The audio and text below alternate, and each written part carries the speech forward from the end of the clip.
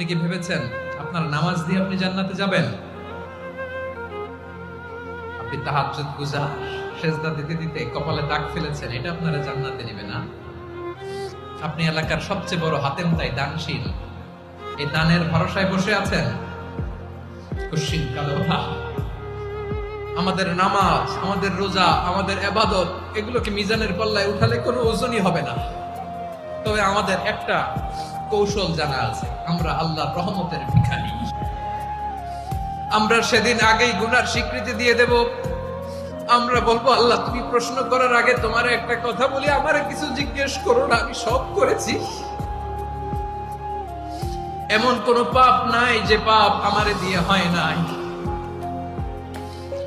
তোমার রহমত দিয়ে তুমি জান্নাতে পাঠাবা, তোমার দয়ায় জান্নাতে যেতে চাই, আমল দিয়ে না। পারবেন বলতে? কিয়ামতের দিন আমরা বলবো, আল্লাহ আমার আমল দিয়ে জান্নাত চাই না, আমি তোমার দয়া দিয়ে জান্নাত চাই। তোমার দয়া ছাড়া আমার কোনো উপায় নাই।